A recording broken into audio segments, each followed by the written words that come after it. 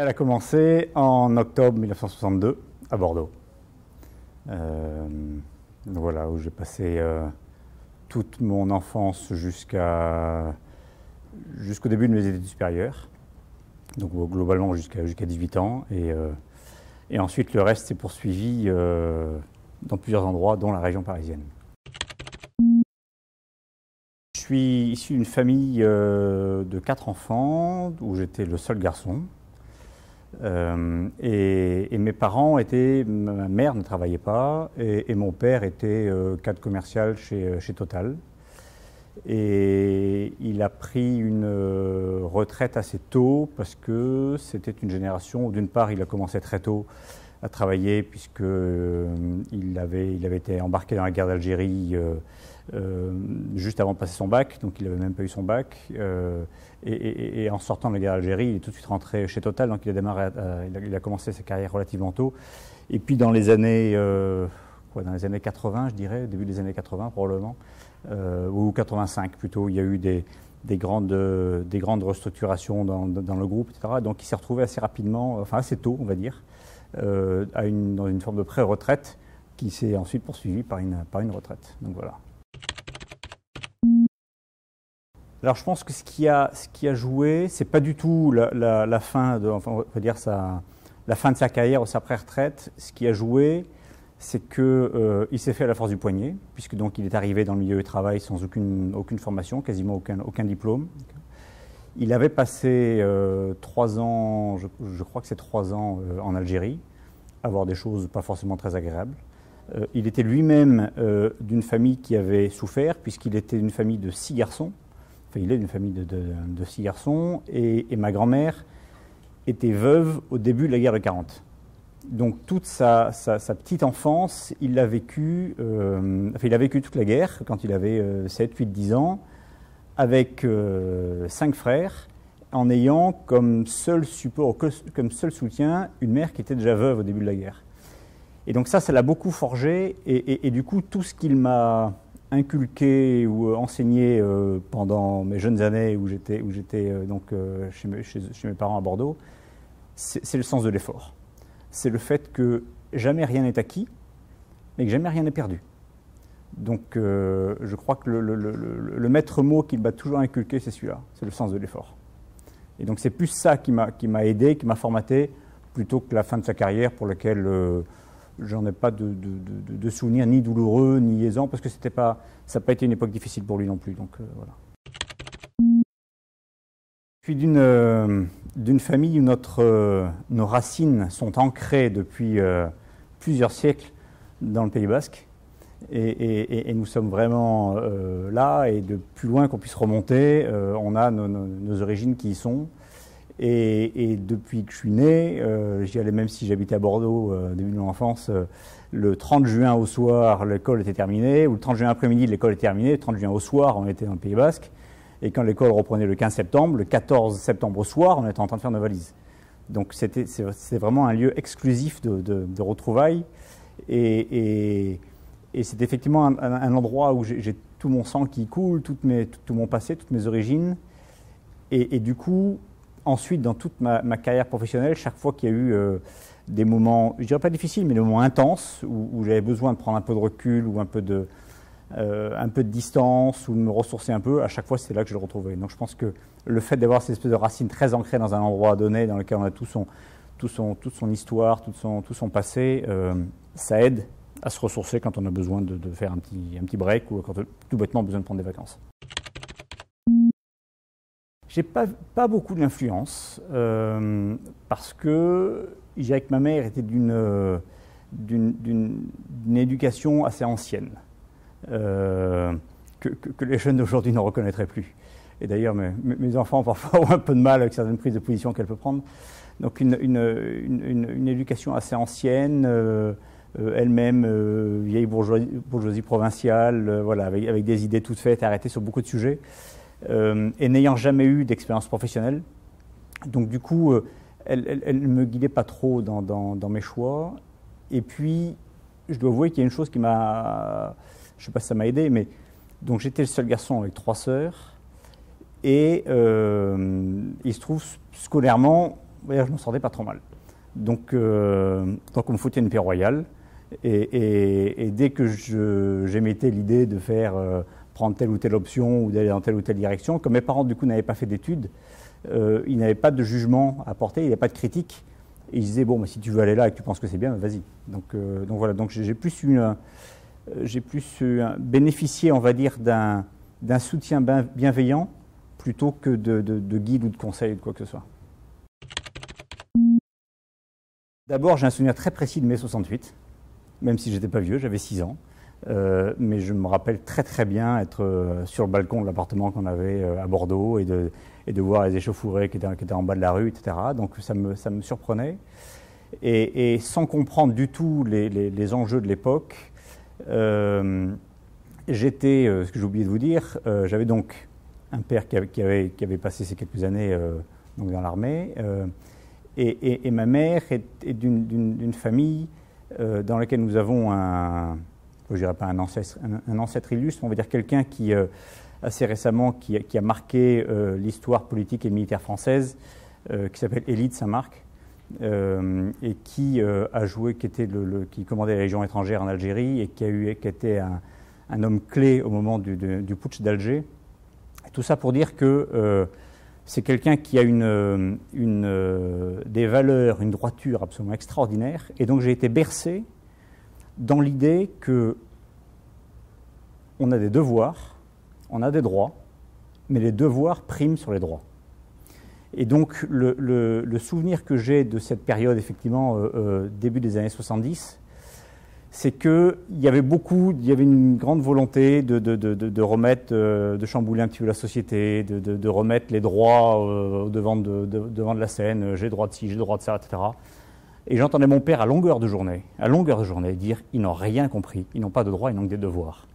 Au point qu'une phrase qui m'est sortie un jour, comme je peux pas être très grand, et qui m'avait marqué, j'ai voulu faire une connerie, je sais pas. J'ai essayé d'argumenter avec lui, il m'avait dit « tu n'avais qu'un seul droit, c'est celui de te taire, et encore il est question qu'on te supprime ». Et donc là, j'avais trouvé ça un peu fort de café, mais toujours est-il que ça illustre le fait que j'étais bercé dans cet environnement culturel et familial dans lequel on nous inculque le fait que les devoirs que l'on a priment tout le reste. Au point que j'ai toujours vu mon père avoir une grande admiration, paradoxalement, pour les communistes authentiques, pour tous ceux qui ont une conviction chevillée au corps et qui vivent leur conviction. Il avait beaucoup plus d'admiration ou d'affection pour des gens qui n'étaient pas du tout de son bord politique, mais par contre qui avaient des convictions extrêmement fortes et qui le témoignaient dans leur vie. Quand ils voyaient, je me souviens très bien, quand ils me racontaient les Georges Marchais à l'époque, vous ne connaissez pas, mais qui était le leader emblématique du Parti communiste, et qui vivait son monde, c'est-à-dire qu'il reversait l'intégralité de son salaire à son parti et il touchait 3 fois rien. On pouvait être d'accord ou pas d'accord avec ce qu'il disait et ce qu'il faisait. Toujours est-il qu'il vivait personnellement ce qu'il préconisait. Et donc chaque fois qu'il était confronté à des gens qui vivaient de manière intense leurs convictions, et donc il y avait un sens du devoir qui était au-dessus de tout le reste, trouvait grâce aux yeux de mon père. Alors, un petit peu, mais pas trop, parce que mon père est un fan de 2 disciplines qui sont l'histoire et la musique classique. Et moi, très vite, j'ai eu de grandes facilités pour une discipline qui était totalement étrangère dans mon milieu familial, qui était les maths. J'ai tout de suite, mais très tôt, eu une prédisposition naturelle pour les maths. Ça m'amusait, je voyais aucune difficulté, et ça m'a toujours porté. Et ça, pour mes parents, pour mes sœurs, enfin tous ceux que j'avais dans ma famille, c'était du chinois. Donc personne n'y comprenait rien, et personne ne pouvait même comprendre que je m'intéresse à la chose. Donc du coup, moi je trouvais mon épanouissement, je dirais pas là-dedans, mais enfin je m'amusais là-dedans. Et du coup, j'étais assez peu réceptif aux autres formes d'épanouissement culturel que mes parents ont bien voulu que j'ai, mais qui ne m'intéressaient pas plus à l'époque, que je regrette aujourd'hui. Inspiré, je ne sais pas, marqué, oui, par le hasard de la vie. Donc je suis né en fin d'année, et je ne sais pas pourquoi, soit j'ai démarré très tôt, ou j'ai sauté une classe, enfin bref, je me suis retrouvé très vite de très loin, le plus jeune de ma classe. Et j'ai toujours, jusqu'à la fin de mes études, été le plus jeune de ma classe, de très loin, toujours.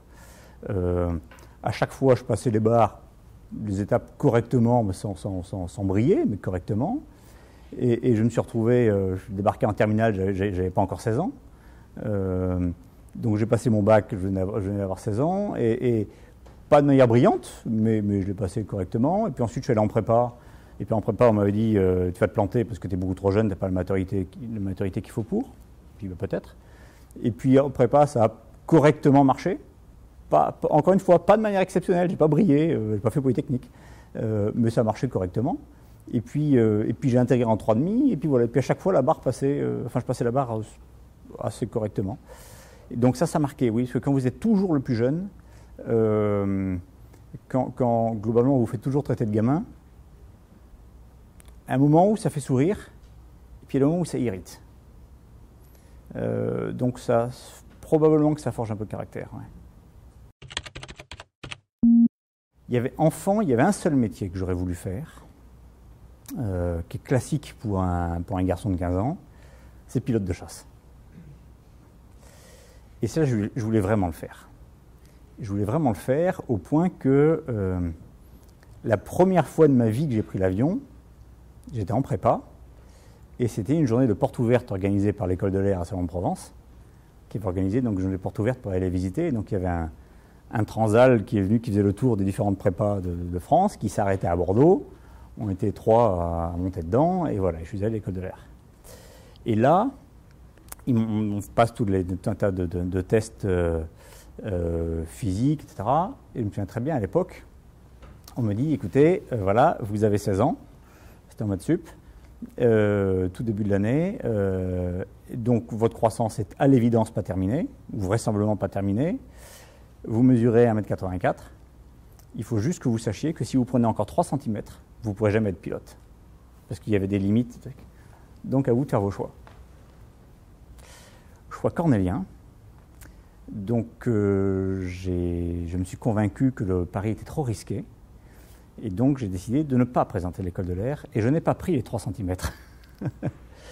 donc c'est resté une frustration pendant longtemps, et au point que c'est à l'âge de 30 ans ou 32 ans que j'ai passé mon brevet de pilote d'avion.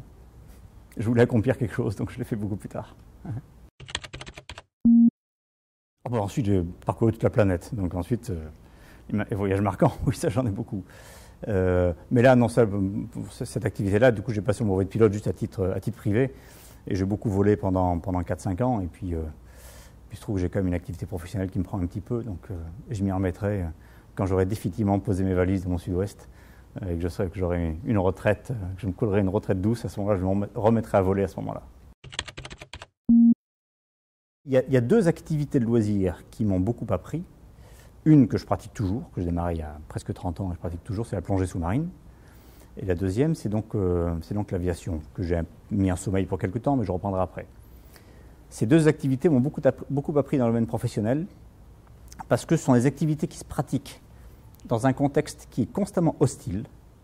Par définition, c'est hostile, que vous soyez au fond de l'eau ou que vous soyez dans l'air, ce n'est pas notre élément naturel. Donc c'est un contexte hostile dans lequel il vous faut prendre des décisions potentiellement très rapidement, et avec il faut faire preuve d'un grand discernement. Une erreur, une mauvaise décision quand on est à 40 mètres sous l'eau dans une épave, ou une mauvaise décision quand tout d'un coup on rentre dans un nuage et on n'a plus de visibilité, c'est dramatique.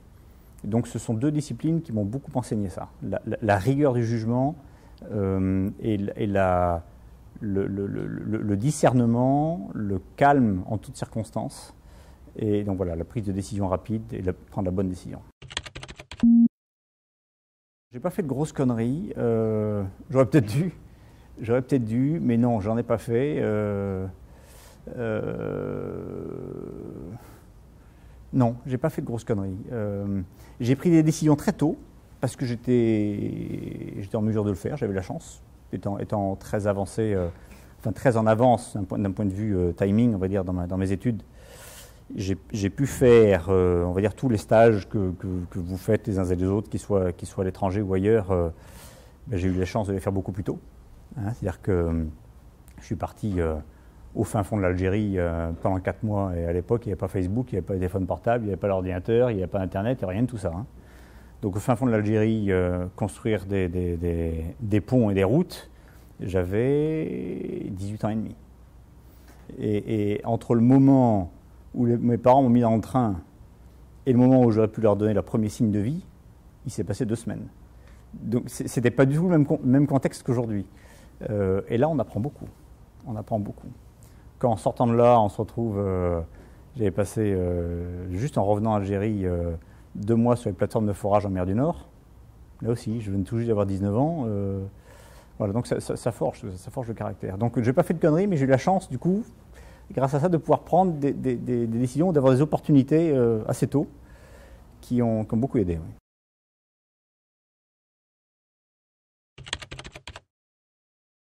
Après, j'ai fait Centrale Nantes. Je ne sais pas pourquoi. Si, parce que... non, sincèrement, je ne sais pas vraiment pourquoi j'ai choisi Centrale Nantes. C'est-à-dire que donc c'est les concours en fin de maths spé. Il y a des banques de concours avec beaucoup d'écoles. N'ayant encore une fois dans mon entourage personnel personne qui ait suivi ce cursus-là, personne n'était à même de me donner de conseils particuliers, si ce n'est que voilà, les 2 meilleures écoles, c'était Centrale Paris et Polytechnique. Bon, si tu as ni l'un ni l'autre, ben ensuite, voilà, faut choisir. Donc j'ai choisi sur, je ne sais plus trop quels critères, à vrai dire, parce que j'en avais beaucoup qui étaient... j'avais loupé les très grandes et j'étais bien classé, on va dire, dans la 2e catégorie. Et donc tout se présentait à moi et je ne saurais pas dire pourquoi j'avais choisi ça. Par contre, ce que je saurais dire, c'est tout ce que ça m'a apporté.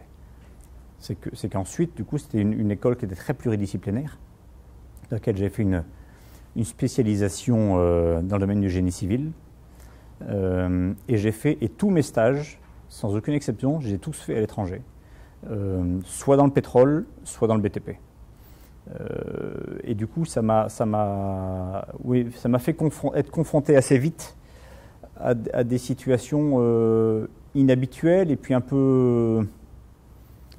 petit peu engagées quand même, parce que quand je me suis retrouvé sur un des stages au Cabinda, qui est une petite enclave au Congo, une petite enclave angolaise, en plein milieu de la guerre civile angolaise, et j'avais tout juste 20 ans, sans aucun moyen de communication avec le monde extérieur, et puis on voit enfin c'est la guerre civile, quoi, hein,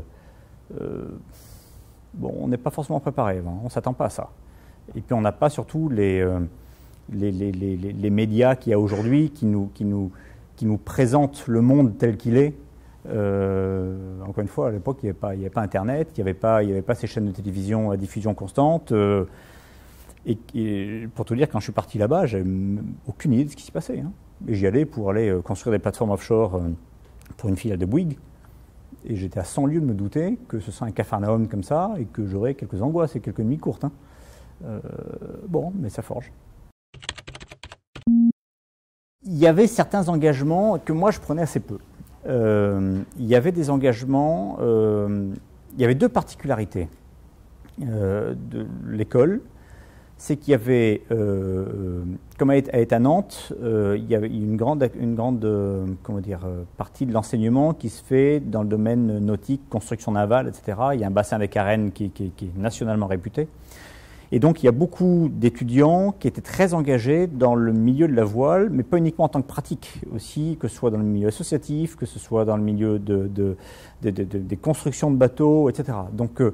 Donc ça m'intéressait beaucoup, j'ai un peu touché à ça, mais pas beaucoup, à vrai dire. Il y avait un autre aspect qui était très engageant pour beaucoup, qui était la mécanique auto, auquel moi je ne comprenais absolument rien. Mais j'avais des cohortes de copains qui étaient des pros de ça, au point que tous les ans il y avait un concours dans lequel au mois de juin il y avait une dizaine de 2 chevaux qui étaient alignés devant un grand drap blanc. Et le concours il était en 2 étapes. Il fallait d'une part démonter totalement le moteur de la 2 chevaux, mais totalement jusqu'au moindre petit circlip, entièrement démonté. Là il y avait un prof qui passait, qui comptait toutes les pièces pour s'assurer que le truc était complètement démonté, et ensuite il fallait tout remonter. Bon, moi j'étais admiratif devant ces gens, je n'ai jamais rien su faire de mes 10 doigts. Donc j'étais assez admiratif. Donc il y avait ces deux populations, à la fois mécanique auto et navale. où on voyait beaucoup de gens être très fortement engagés. Moi, j'avais une autre contrainte, c'est que j'étais quand même donc, loin de chez moi. Il fallait que je me loge, il fallait que je paye mes études, il fallait, et je ne sais pas si je sais plus si c'était ma décision, mais je crois que oui. Je voulais pas être une charge financière pour mes parents. Peut-être que j'avais confiance qu'ils tiraient un peu le diable par la queue. Et donc, je voulais m'assumer le plus possible. Et donc, je me souviens que je donnais 14 heures de cours de maths par semaine. Donc, j'avais mes semaines qui étaient très chargées. Donc, je n'avais pas beaucoup de temps pour du travail associatif. J'ai été prof dans une école privée, enfin en première et terminale. Et donc, j'avais mes semaines qui étaient très chargées pour ça. Il y a deux volets, on va dire, qui ont profondément marqué ensuite ma carrière professionnelle ou mon action dans le monde professionnel. Il y a d'abord les stages que j'ai faits effectivement dans ces pays, dans ces contrées un peu lointaines et dans des environnements un petit peu délicats. Et des stages qui étaient dans le milieu du BTP et dans le milieu donc, de l'offshore, où j'étais confronté à la réalité concrète du terrain. Et d'un côté, j'avais bien appris tous mes cours qui m'expliquaient que pour faire du béton qui résiste à ci, à ça, il faut mettre telle quantité d'eau par rapport, il y avait des équations dans tous les sens, il y avait des calculs. Et puis arrivé sur le terrain, je voyais des gens qui me disaient « mais t'emmerdes pas avec tous ces calculs, tu mets un facteur 3 pour gérer tous les problèmes de sécurité, et puis avec ça, tout le monde sera content ». Et donc je voyais un décalage mais phénoménal entre ceux qui avaient l'intelligence de pratique. Il y avait des chefs de chantier qui avaient 55 ans, ils avaient 30 ans d'Afrique, et les gars, on n'allait pas leur apprendre comment on construisait un pont. Ils savaient comment construire un pont, et pourtant ils savaient à peine lire et écrire. Et donc il y avait cette espèce de dualité entre le côté très très théorique que j'avais appris à l'école, et dont on n'arrêtait pas de nous dire qu'il fallait qu'on soit fiers, parce que quand même on avait fait des études mathématiques poussées, etc. Enfin, on était la crème, quoi. Donc on était forcément intelligents, donc forcément on savait mieux que les autres. Et puis on débarque sur le terrain, et là on voit des gens qui en savent 10 fois plus. Mais ils ne savent juste pas la même chose. Et ils n'ont pas forcément raison ou tort, c'est juste un point de vue différent. Et donc ça m'a beaucoup appris à respecter le point de vue des autres. Et à me dire que la vérité, elle n'est pas toujours unique sur un sujet donné. Et ça c'est... Et je viens donc à la deuxième étape, ça s'est considérablement étoffé après, dans une étape que aucun d'entre vous ne connaîtront, qui est donc le service militaire. Où là, je me suis engagé du coup pendant 18 mois dans ce qui s'appelle aujourd'hui les forces spéciales, donc dans la marine. Et là, je me suis retrouvé confronté aussi à un contexte un peu particulier où on arrive dans des unités très opérationnelles, extrêmement physiques et engagées, et avec des gens à qui on ne la raconte pas. Il n'y a que des professionnels. C'était en 84-85, donc c'était la guerre du Liban, c'était tous les gens qui partaient, ils revenaient, enfin ils en avaient vu plus que je n'en verrai jamais tout au cours de ma vie. Et donc on se retrouve dans une situation dans laquelle, encore une fois, on est drapé dans ses certitudes, parce qu'on a appris plein de choses, parce qu'on a lu plein de choses, parce qu'on se croit supérieur, hein, et on réalise qu'en face, ou avec soi, on a des gens qui ont une autre forme d'intelligence. Ils ont l'intelligence des situations, ils ont l'intelligence de l'expérience, ils ont l'intelligence humaine, ils ont plein d'autres formes d'intelligence qu'on n'apprend pas dans les livres. Et que c'est en composant, en trouvant un bon équilibre avec tout ça, qu'on arrive à créer sa dimension humaine. Et donc c'est vraiment ça, c'est l'ensemble de ces étapes à l'étranger, en Afrique essentiellement, associées à ces 18 mois dans la marine, où là je me suis complètement construit, et c'est ça qui m'a aidé par la suite. En ayant des convictions profondes et probablement également en évitant une erreur qui aurait pu être catastrophique et que j'ai un peu faite au début, mais j'ai été béni par le ciel, j'ai trouvé les bons coachs au bon moment, l'erreur qui consiste à se croire supérieur aux autres. Je pense qu'il y a beaucoup dans des situations comme celle-là, si on fait un péché d'orgueil, c'est dramatique. C'est dramatique parce qu'on ne voit plus la réalité telle qu'elle est. Comme on ne voit plus la réalité telle qu'elle est, on n'apprend pas des autres. Donc on ne reconnaît pas ses propres erreurs, on ne se construit pas et on part dans une voie qui amène tout droit dans le mur. Et je crois que j'ai eu une chance inouïe d'avoir au moins à 3 étapes de ces événements que je citais, d'avoir des gens qui étaient sur le papier censés me reporter et qui ont eu 1000 fois plus d'intelligence que moi pour me montrer où étaient les pièges dans lesquels il ne fallait pas que je tombe et comment les éviter. Et j'ai beaucoup appris. Et je crois que c'est en écoutant ceux qui savent qu'on évite de sortir, on va dire, bousculé de ces épreuves ou de ces étapes. Ouais. IBM. Premier job, c'était IBM. Alors, j'y suis rentré complètement par hasard. Je n'avais pas la moindre idée de ce que c'était qu'un ordinateur. Je ne connaissais rien à l'informatique. C'était le tout début des micro-ordinateurs à l'époque. Hein. Je ne connaissais rien, je ne connaissais pas la technique, ça ne m'intéressait pas. C'est juste le hasard qui m'a fait rencontrer quelqu'un qui était un ami de mes parents et qui était chez IBM en charge des relations avec les grandes écoles. Et qui, pour te dire, sur une plage à Saint-Jean-de-Luz, me dit « Ah, ben t'as fait ça, ben t'es exactement le profil des gens qu'on recherche, on en embauche 500 par an. » Et donc, je venais juste de finir mon service militaire et je m'interrogeais, parce que d'un côté, j'avais envie de repartir sur les plateformes de forage. D'un autre côté, j'avais fait connaissance de celle qui deviendrait ma femme. Et je savais, pour être allé sur les plateformes, qu'il fallait faire un choix, que les deux étaient incompatibles. Donc voilà, donc j'ai fait le choix de la sagesse et je pense que c'était le bon. Comment ? Le choix de la femme. Qui était le choix de la sagesse et qui s'avère 25 ans après être le bon choix.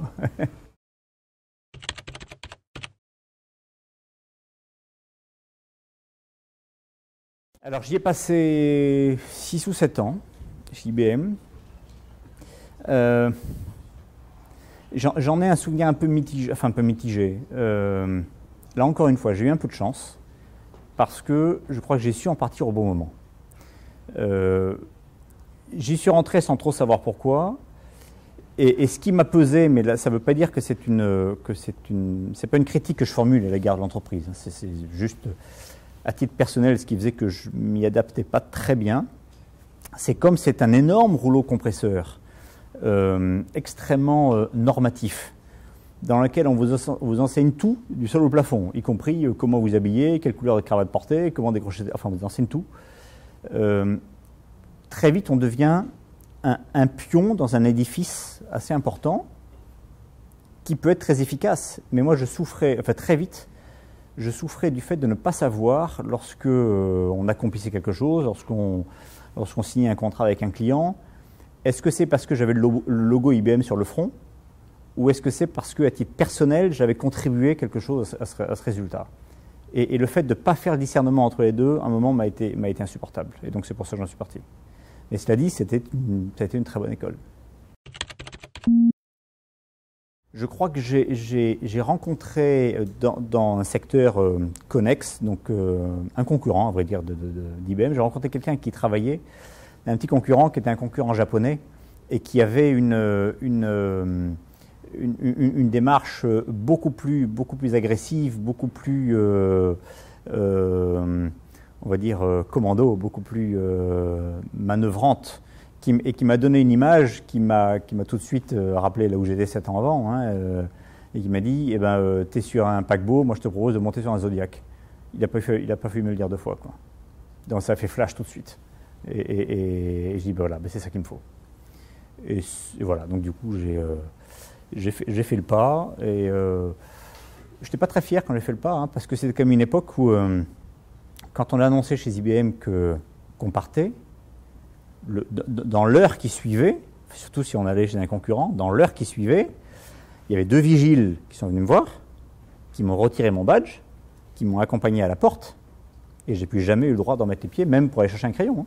On me les a rapportés chez moi, mes affaires. Ça marque, hein, à 28 ans, ou à 30 ans, ou 32, je ne sais plus quel âge. Je dis, bon, bah, c'est intéressant. On était bien vus, on était chouchoutés, dorlotés depuis des années, et en l'espace de quelques minutes, on devenait un paria. Je dis bon, intéressant. On en apprend sur la nature humaine.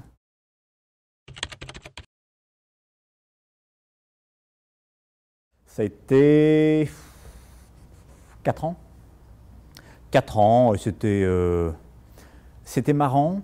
Donc je me suis amusé parce que du coup j'ai eu les réponses que j'étais allé chercher, à savoir dans les résultats que j'atteignais, quelle était la quote-part qui était inhérente à ma contribution personnelle et qu'est-ce qui était lié à la marque que je véhiculais ou à l'image que je portais. Donc ça m'a donné les réponses que je voulais, ce qui quelque part me rassurait, peut-être que j'avais besoin de ça. D'un autre côté, c'était aller un peu trop loin dans la dimension mercenaire, où il y avait, on va dire, pour aller au-delà pour atteindre un niveau de succès plus élevé que celui que j'avais, qui me convenait assez, il fallait compromettre, ou il fallait faire des compromis plutôt, avec des règles que je m'étais juré de jamais dépasser. Donc voilà, que ce soit, alors pas la corruption, mais que ce soit des règles de comportement avec les autres, que ce soit développer une espèce d'agressivité, il fallait vraiment marcher sur son voisin pour sortir du lot, et ça, c'était pas mon truc. Donc pendant presque 4 ans, j'étais là-dedans. Encore une fois, j'y ai beaucoup appris.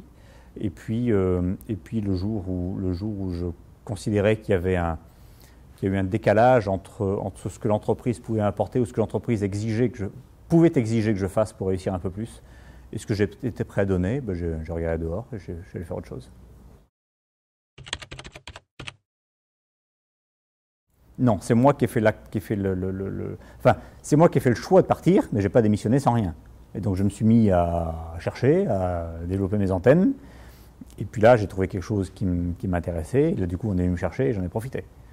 Mais à la base, c'est quand on décide de succomber au chant des sirènes, c'est aussi qu'on est à l'écoute.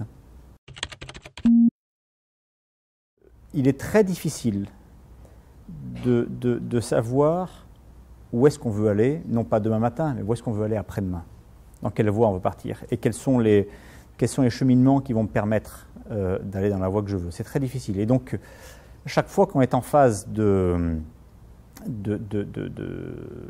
soit de poser sa candidature, soit d'envisager une proposition qu'on vous fait, soit d'embaucher quelqu'un, c'est un acte de vente, d'un côté comme de l'autre. Il y en a un qui vend et l'autre qui achète. Et donc, dans tout acte de vente, il y a la réalité et puis il y a la façon de présenter la réalité. Et il est très difficile, voire impossible, de faire la part des choses, au point que, oui, quand on vient vous présenter une offre, alors on vous explique le contenu, on vous raconte que tout ce qui va bien, donc ce que vous pourrez faire, le contenu de votre job, toute la liberté que vous allez avoir, combien l'offre que vous allez devoir vendre est magnifique, combien vous allez gagner beaucoup d'argent, voilà.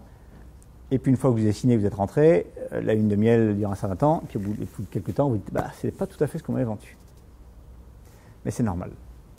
C'est normal, ça fait partie de la vie. Et là, ça fait apprendre, ça permet d'apprendre une chose, c'est que il ne faut pas attendre des autres qu'ils vous apportent ce que vous attendez de vous. C'est à vous de le construire. Donc ce qu'on vient vous proposer dans une offre, dans une proposition d'emploi, etc., c'est un cadre. Il ne faut pas s'attacher aux détails. C'est un cadre, c'est un contexte, c'est éventuellement, il faut l'espérer, un lieu d'épanouissement. Les détails, c'est à nous qu'il appartient de les construire. Mais c'est quelque chose qu'on apprend au fil de sa carrière. Donc c'est, je ne saurais vraiment pas quel conseil donner à quelqu'un qui veut faire preuve de discernement lorsqu'on lui présente une proposition. On va dire que si le premier sujet qui est abordé de la part de celui qui vous fait une offre, c'est le titre ou le salaire, vous pouvez être sûr que c'est un mauvais choix. D'emblée. Un bon job ou une bonne proposition d'emploi, c'est quand on vous parle du contenu et non pas de l'enveloppe. Si on vous parle du contenu et que le contenu vous intéresse, derrière le titre, le package, tout le monde s'en fiche. Parce que le package, il est théorique, vous l'aurez que si vous réussissez effectivement la mission qu'on vous donne. Et ce qui fera que vous réussirez votre mission, ce n'est pas le titre qui sera accroché, c'est le contenu.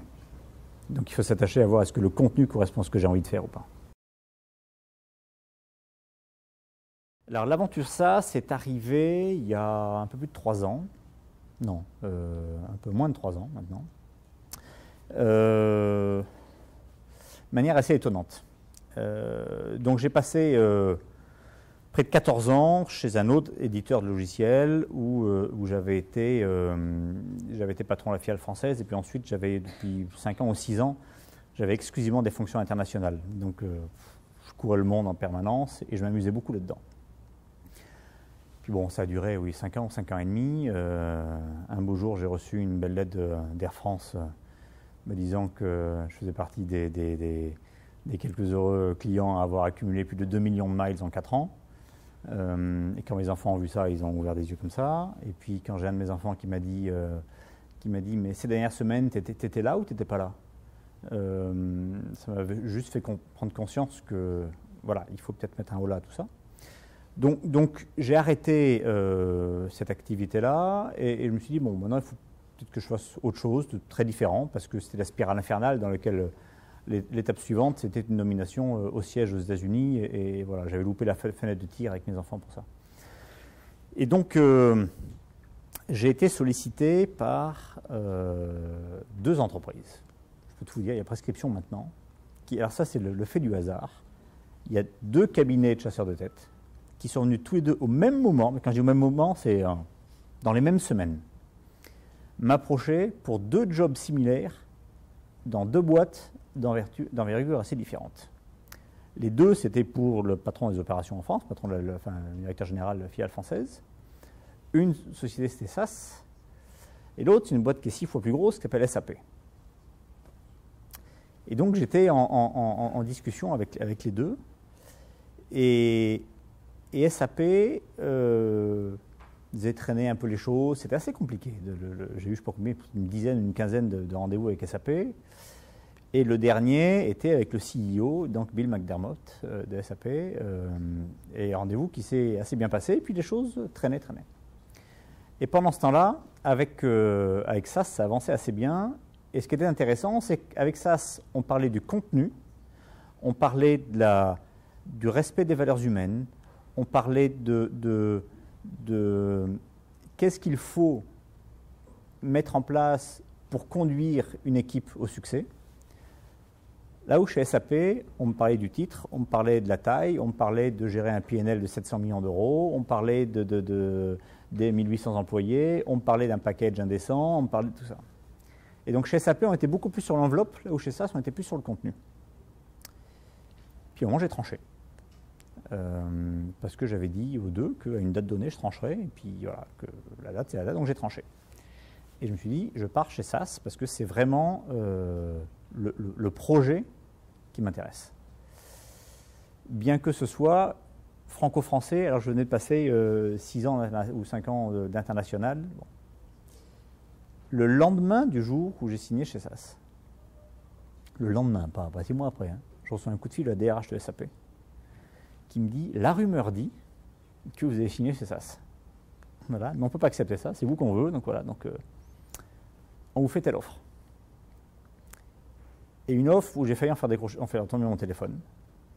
Une offre pour laquelle beaucoup diraient, on ne peut pas refuser ça. Et je pense que c'est le pari qu'ils avaient fait.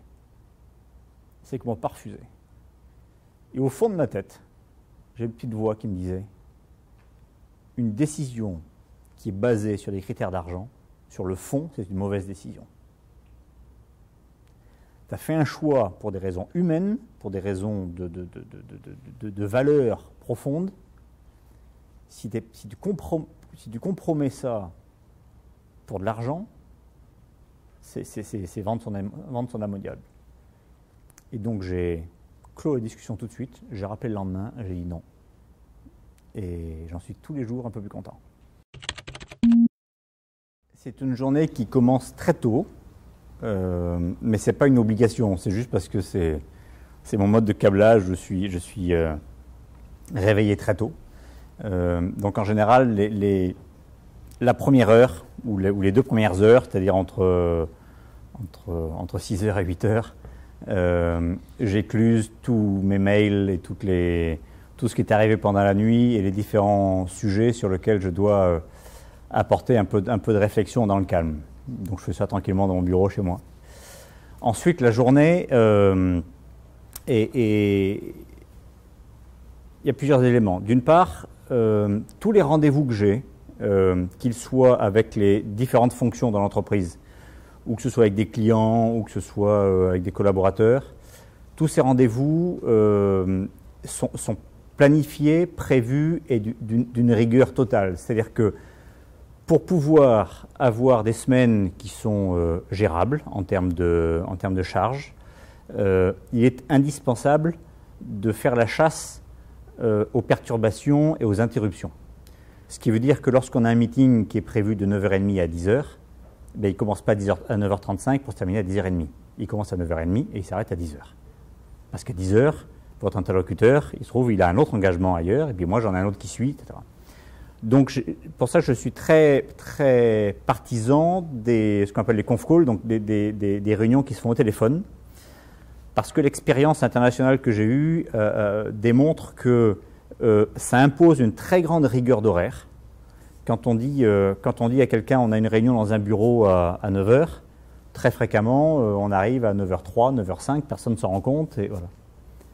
Quand vous avez une réunion au téléphone qui est à 9h, si vous attendez 30 secondes, je peux vous dire que vous en rendez compte que vous attendez 30 secondes. Donc c'est vraiment très très minutieux. Donc du coup, j'ai des séquences de travail qui sont généralement courtes, parce que je déteste les réunionites.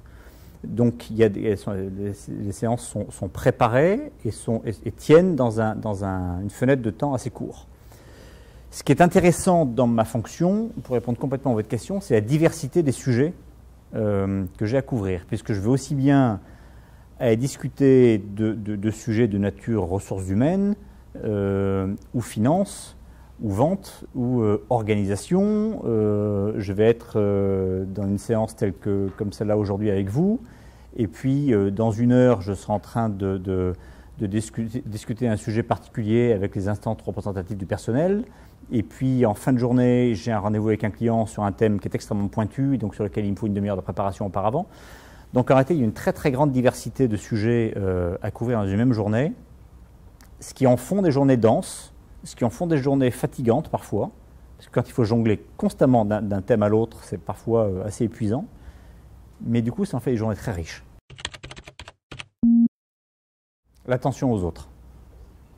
Je crois que c'est vraiment, c'est ce qui m'a toujours guidé, depuis que d'autres me l'ont enseigné, comme j'ai indiqué tout à l'heure. C'est la conviction qu'on a peut-être quelques clés de décodage des situations, mais la vérité est souvent chez les autres. Donc faire attention aux autres en tant qu'individu, respecter tout un chacun, quel que soit son niveau, apporter le même crédit, le même respect aux jardiniers et aux directeurs financiers.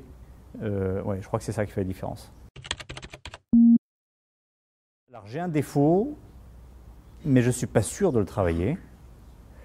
Je crois que, de par ce niveau d'exigence et de rigueur que je me mets, que j'impose, je suis parfois vu comme un peu cassant. Et donc, du coup, il y a certains peuvent ne pas oser franchir la limite ou qui les sépare de moi. Certains peuvent ne pas oser me dire certaines choses, ne pas oser rentrer dans mon bureau, ne pas oser m'appeler, parce que je peux peut-être avoir une interface un peu dure, mais c'est qu'une carapace. Oui, bien sûr. Bien sûr, ça m'arrange parce que fondamentalement, je ne suis pas sociable.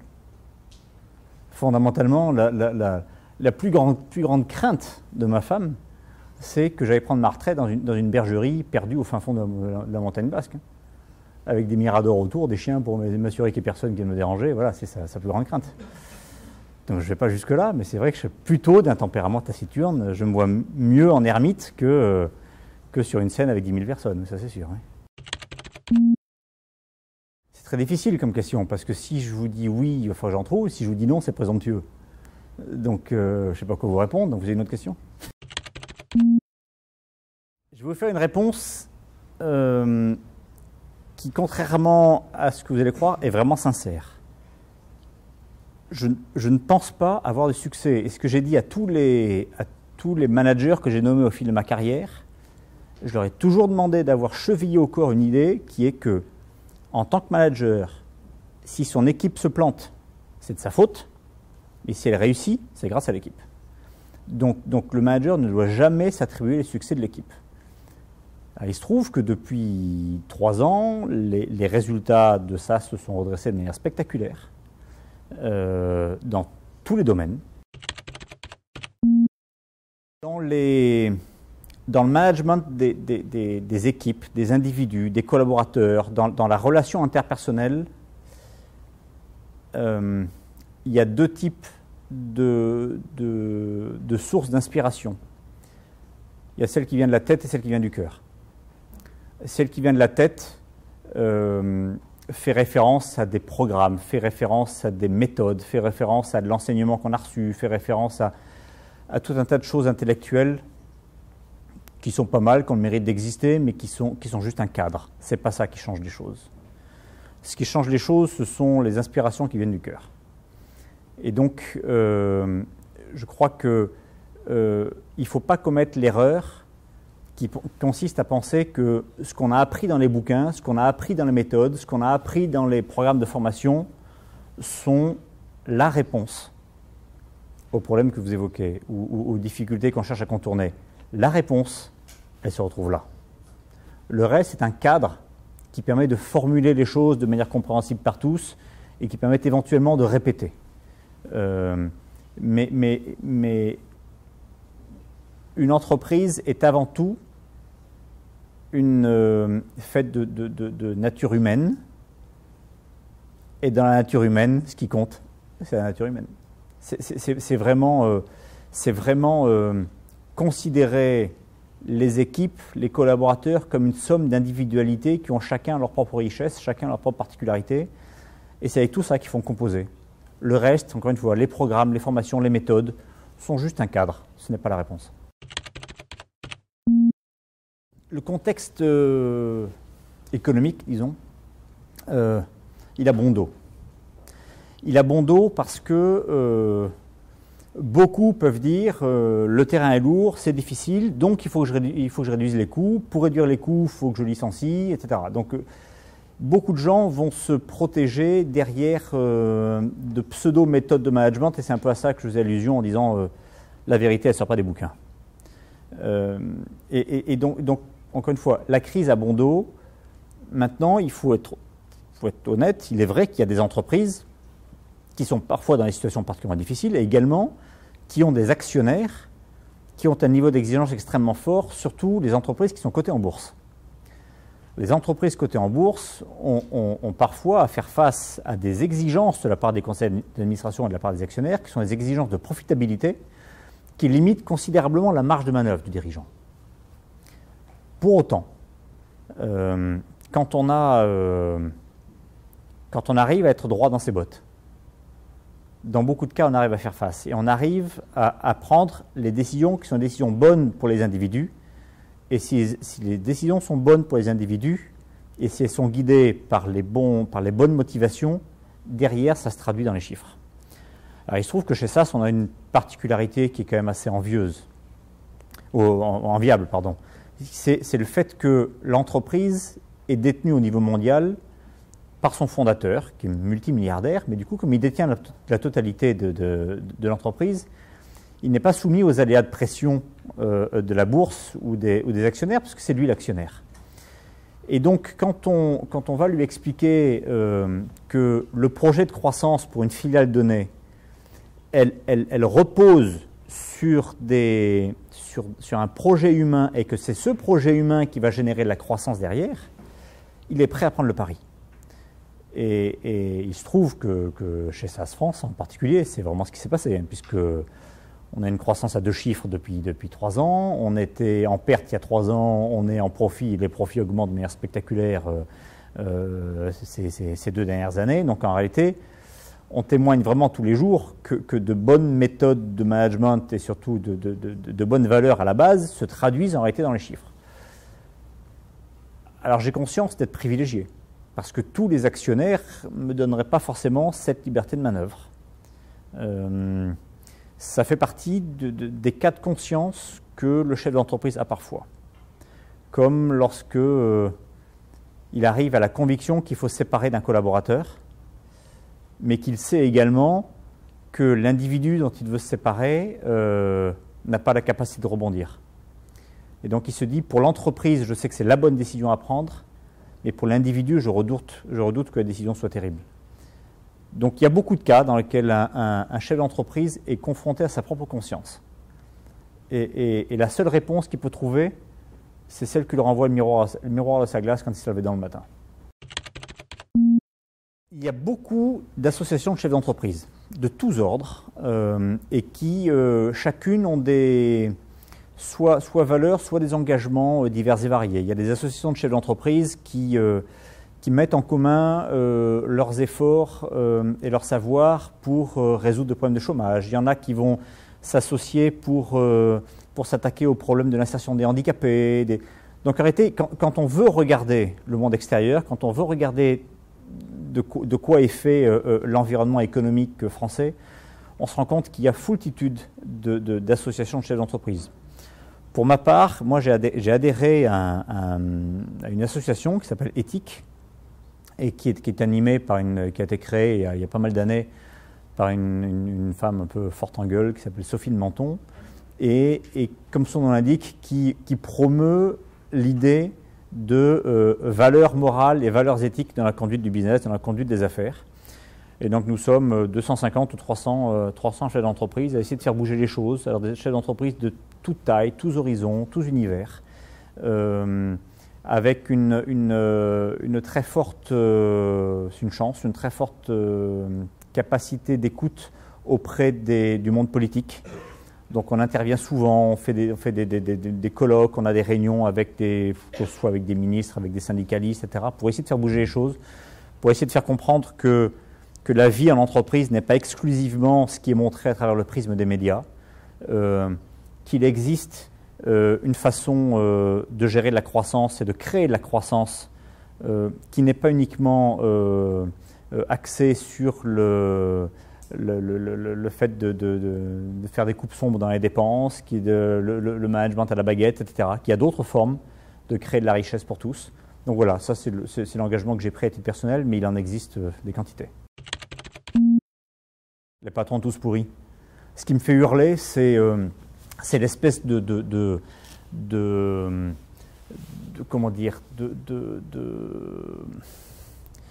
sphère bien pensante qui consiste à essayer de faire croire que les patrons sont pourris, que les chefs d'entreprise se résument aux quelques-uns du CAC 40 et qui ont des rémunérations indécentes. Ce qui me fait hurler, c'est le concept même de vouloir niveler par le haut en s'attaquant à la richesse, là où j'ai tendance à penser que le scandale, c'est la pauvreté, c'est pas la richesse. Ce qui me fait hurler, c'est le fait que ce soit toujours le même aspect des choses qui soit mis en avant et qu'on occulte le travail absolument extraordinaire que sont faits souvent par des petites PME d'ailleurs, même des TPE, des toutes petites entreprises, pour aller promouvoir le lien social, pour aller faciliter l'intégration, pour aller travailler dans des banlieues défavorisées, pour prendre des initiatives qui sont des initiatives humaines, et ça c'est toujours mis de côté, c'est toujours caché. On a un peu une dictature de la pensée unique que je trouve un peu révoltante. C'est aussi une dictature de la pensée unique. Vous savez, quand vous avez aujourd'hui l'ensemble de la classe politique qui à l'unisson exprime que il faut qu'il y ait une moralité dans les écarts de salaire dans une entreprise, mais un Steve Jobs qui a été rappelé il y a 7 ou 8 ans pour prendre une entreprise qui s'appelait Apple, qui était moribonde, qui était au point de s'écrouler. Aujourd'hui, ce n'est pas à vous que je vais apprendre ce qu'est Apple aujourd'hui, mais qui peut prétendre moraliser le fait que, est-ce que c'est sain qu'il ait gagné 1 million, 10 millions, 100 millions ou 1 milliard. Tout le monde s'en fout, il a créé la richesse pour beaucoup, il a créé du rêve pour beaucoup, et la moralité n'est pas dans la nature de son salaire. La moralité pourrait être, si c'était le cas, je ne sais pas du tout si c'est le cas, pourrait être dans la façon dont sont rémunérés les gens tout en bas de l'échelle, mais ce n'est pas dans la façon dont ils sont rémunérés tout en haut. Et je pense que le fait de vouloir, de manière homogène, parce que vraiment de tous côtés, maintenant, c'est une forme de dictature de la pensée unique, vouloir légiférer ou avoir une opinion sur est-ce qu'un rapport de salaire entre le plus bas et le plus élevé en entreprise, de 1 à 20, est-ce que c'est acceptable? Est-ce qu'il faut que ce soit de 1 à 10? Est-ce qu'il faut que ce soit de 1 à 30? Pour moi, c'est un non-débat. Et là, on est typiquement dans le cas de la dictature de la pensée unique. Je leur parle assez peu de mon job, parce que je préfère qu'ils voient les actions plutôt que les paroles. Et j'aime pas me poser en donneur de leçons.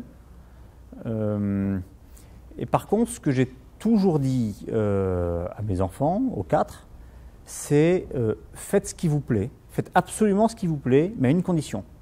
Faites-le avec conviction. Allez dans n'importe quelle voie. Il n'y a pas une voie qui est meilleure que l'autre, dès lors qu'on a une passion, dès lors qu'on a envie de bien faire. Et j'ai infiniment plus d'admiration pour quelqu'un qui va décider de ne pas faire d'études supérieures, mais plutôt d'être ébéniste et d'être compagnon du Tour de France parce qu'il a envie d'exceller dans son art d'ébéniste. J'ai beaucoup plus d'admiration pour celui-là que pour celui qui va aller se laisser porter sans effort dans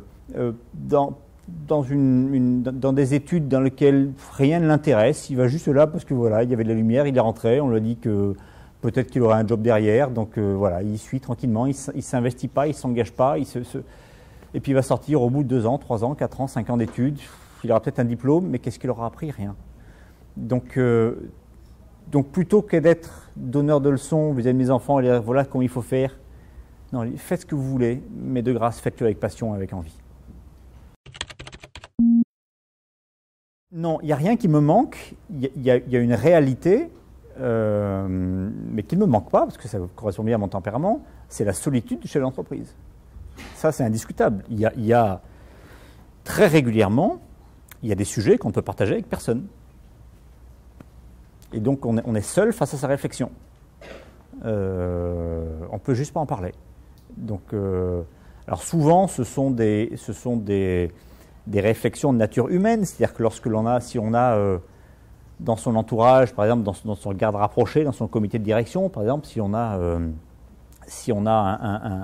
un des collaborateurs proches pour lequel on a vraiment des doutes sur le fait que c'est la bonne personne pour conduire l'entreprise à une étape de développement suivante, c'est très difficile à partager.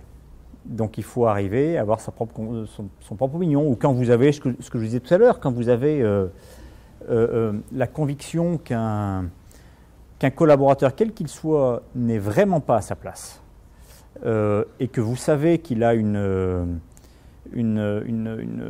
situation personnelle qui est délicate. Et donc vous savez que la décision que vous seriez amené à prendre peut le mettre lui à titre personnel dans une situation très délicate, très difficile. C'est dur. C'est dur. Donc oui, il y a beaucoup plus souvent qu'on ne le pense, il y a des cas où le chef d'entreprise est tout seul, et tout seul face à sa conscience.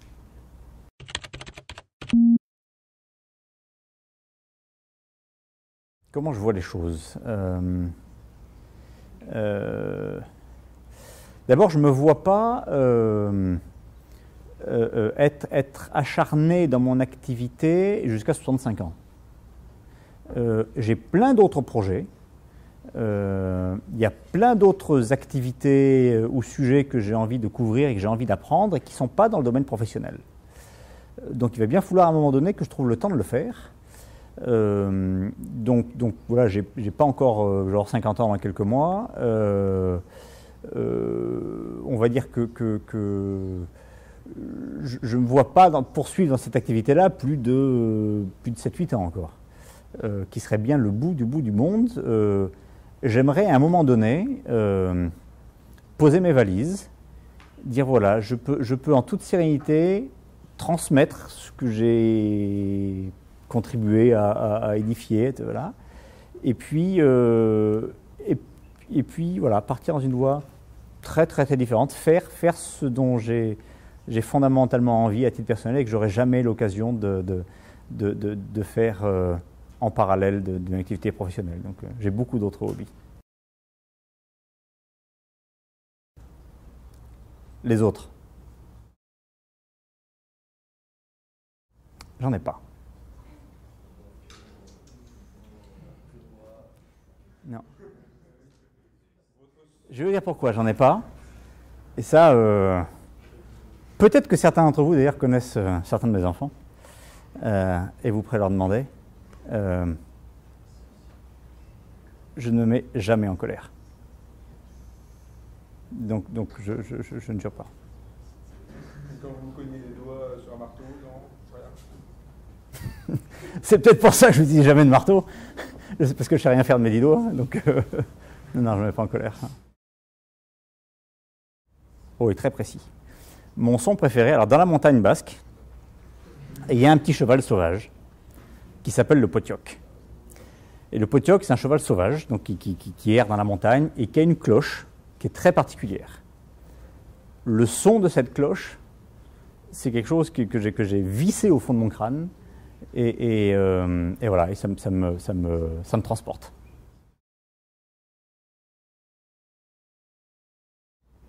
Le hard rock. Ouais. Et pour moi, c'est du bruit. Et voilà.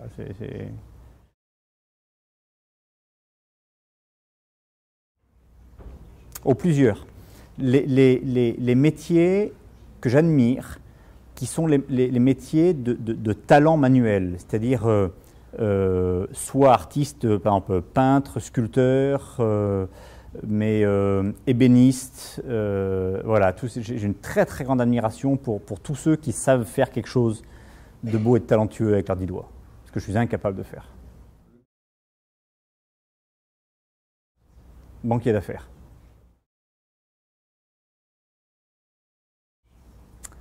Un artiste qui m'inspire. Comment s'appelle-t-il? Ah, je le vois. Vous avez un acteur de cinéma qui a joué dans Manon des Sources, Daniel Auteuil. Par sa capacité à changer constamment de personnage et à être vrai dans tous ses personnages. Intouchable.